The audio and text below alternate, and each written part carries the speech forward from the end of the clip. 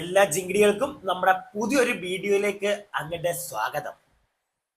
ബാല ഇനി വൈക്കങ്കാരൻ പുതിയ വീടിന്റെ വീഡിയോ വൈറൽ.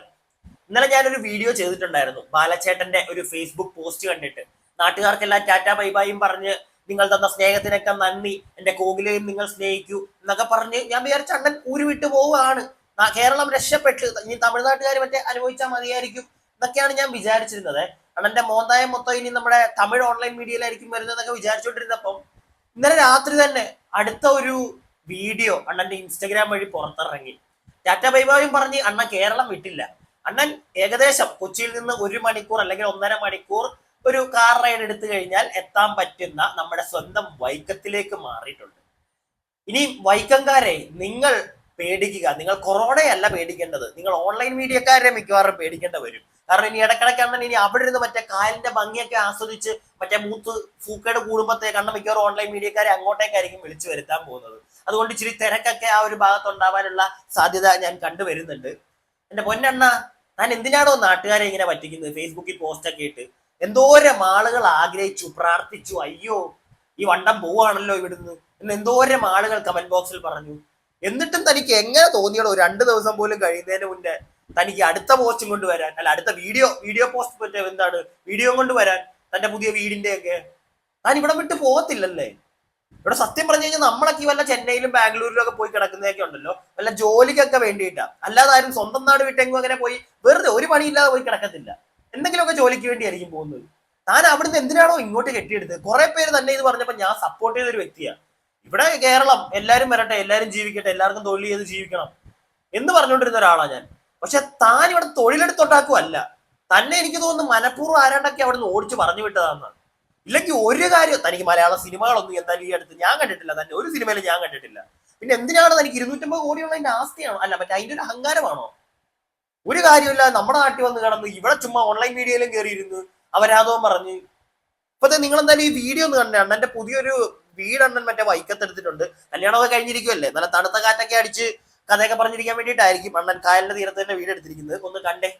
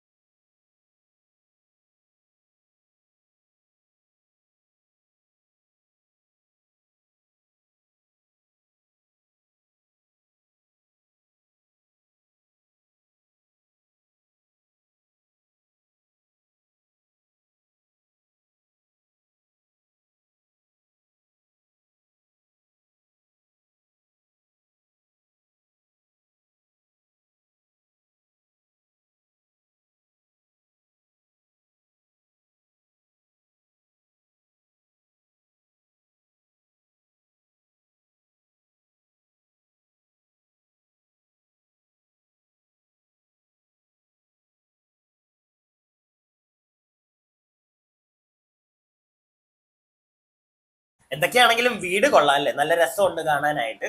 അതൊക്കെ ഇരുന്നോട്ടെണ്ണ, 250 കോടി ആസ്തിയുള്ള ആളല്ലേ, എന്തും ചെയ്യാലോ. അതൊക്കെ എന്തും ആയിക്കോട്ടെ, നമ്മൾ അതിനകത്തൊന്നും ഒരു കണ്ണുകടിയും കൊണ്ടും വരുന്നില്ല. നിങ്ങൾ കാശുകാരൻ, നിങ്ങൾ നിങ്ങളുടെ ആസ്തിക്കനുസരിച്ച് നിങ്ങൾ ജീവിക്കുക.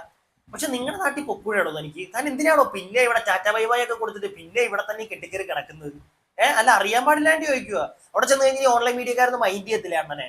ഇവിടുത്തെ നമ്മൾ പാവം മലയാളികൾ മാത്രമേ ഉള്ളല്ലേ തന്റെ വർത്താനം കേൾക്കാതിരിക്കുന്നത്. ഇനി വേറൊരു സാധനം ഞാൻ നിങ്ങൾക്ക് കാണിച്ചു തരാം. ഫേസ്ബുക്കില് ഈ അണ്ണന്റെ ഈ ഒരു വീഡിയോയ്ക്കിടയിൽ വന്നൊരു പോസ്റ്ററാണ്. പിന്നെ ഈ വീഡിയോയുടെ ബാക്ക്ഗ്രൗണ്ട് സ്കോർ ഒന്നും ഇതൊന്നും അല്ലായിരുന്നു കേട്ടോ, ഞാൻ തന്നെ ഇട്ടൊരു മ്യൂസിക് ആണ്. കാരണം ചിലപ്പോൾ കോപ്പിറൈറ്റ് കിട്ടും. അണ്ണൻ ഒരു തമിഴ് പാട്ടൊക്കെ ഇട്ട് മറ്റേ അണ്ണാത്താ ഈ ഒരു ഐറ്റം എന്താണ്ട് ഒരു സാധനമൊക്കെ ആയിരുന്നു ഇട്ടിരുന്നത്. ഞാൻ എന്തായാലും മാറ്റി കയറ്റിയതാണിത്. അതൊക്കെ പോട്ടെ, ഒന്നും അല്ല കാര്യം. ഒരാള് ഫേസ്ബുക്കില് ഈ അണ്ണന്റെ ഈ ഒരു വീഡിയോ അടിയിൽ ഒരു പോസ്റ്റ് ഇട്ടു. I respect Elizabeth, nice girl എന്നും പറഞ്ഞ്. അതിന്റെ അടിയിൽ ഈ അണ്ണൻ റിപ്ലൈ കൊടുത്തിരിക്കുന്നതാണ് ഐ ടു റെസ്പെക്ട് ഹെയർ എന്നും പറഞ്ഞു. അപ്പൊ ഇത് കണ്ടപ്പോഴാണ് എനിക്ക് സംശയം അങ്ങോട്ട് കൂടിയത്. അണ്ണന് ഭയങ്കര റെസ്പെക്ട് ഉള്ള ഒരു വ്യക്തിയാണ് എലിസബത്ത് എങ്കിൽ എന്തിനാണ് അണ്ണ അവർ നിങ്ങളായിട്ടേച്ചും പോയത്? നിങ്ങൾ ആ റെസ്പെക്ട് കൊടുത്തിട്ടുണ്ടായിരുന്നെങ്കിൽ എന്തിനാണ് അവർ പോയത്? അല്ല, അവരെ പറ്റി മാത്രം നിങ്ങളൊന്നും പറഞ്ഞിട്ടില്ല. ഇപ്പൊ നിങ്ങളുടെ ഈ ഒരു റിപ്ലൈ കണ്ടപ്പോഴത്തേക്ക് എനിക്ക് തോന്നിയത് അവരോട് നിങ്ങൾക്കും ഒരു റെസ്പെക്ട് ഉണ്ട്. അപ്പൊ നിങ്ങളുടെ സൈഡിലെ എന്തോ ഒരു തോന്നിവാസം പരിപാടി ഉണ്ട്, അതുകൊണ്ടാണ് അവർ ഇട്ടേച്ച് ഓടിയത്, ജീവനും കൊണ്ട് ഓടിയത്.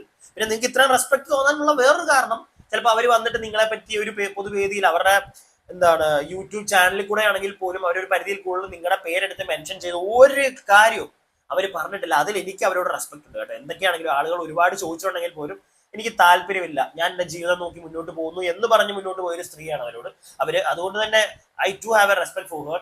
ഇനിയിപ്പോ ബാലയുടെ മുൻ ഭാര്യയായിട്ടുള്ള നമ്മുടെ അമൃത സുരേഷിന്റെ ആ ഒരു സൈഡിലേക്ക് നമ്മൾ നോക്കുകയാണെങ്കിൽ, അമൃത സോഷ്യൽ മീഡിയ വഴി തന്നെ വന്ന് ബാലയ്ക്കെതിരെയായിട്ട് സംസാരിച്ചു എന്ന് വെച്ചിട്ട് എനിക്ക് അവരോട് റെസ്പെക്ട് ഇല്ല എന്നല്ല ഞാൻ പറയാൻ ഉദ്ദേശിക്കുന്നത്. അമൃതയും ബാലയും രണ്ടുപേരും രണ്ട് വേർഷൻസ് ആണ്. ലൈക്ക് അമൃതയ്ക്ക് ഒരു കുട്ടിയുണ്ട്. ബാല കണ്ട ഇന്റർവ്യൂലൊക്കെ കയറിയിരുന്ന് അമൃതയെ പറ്റി മാത്രമല്ല ആ കുട്ടിയെ പറ്റിയും സംസാരിച്ച ഒരു സിറ്റുവേഷൻ വന്നപ്പോഴാണ് ആ കുട്ടി ഒരു വീഡിയോ ഇടുന്നതും പിന്നെ അമൃത അതിനെ പുറകെ പിടിച്ചു വന്ന് സംസാരിക്കാനൊക്കെ തുടങ്ങിയത്. അവിടെ ബാല തന്നെയാണ് കാരണക്കാരൻ. എലിസബത്തിന്റെ കേസിലേക്ക് വരികയാണെങ്കിൽ എലിസബത്തിനെ പറ്റി ഈ പുള്ളി എങ്ങും ഇരുന്ന് സംസാരിച്ചിട്ടില്ല, ഒന്നും പറഞ്ഞിട്ടില്ല. ഇപ്പൊ കമന്റ് ബോക്സിൽ പോലും നിങ്ങൾ കണ്ടല്ലോ, ഐ ടു റെസ്പെക്ട് ഹെയർ എന്നാണ് അണ്ണൻ പറയുന്നത്. അതുപോലെ തന്നെ എലിസബത്തിനും ബാലയ്ക്കും കൂടി ഒരു കുട്ടിയൊന്നുമില്ല.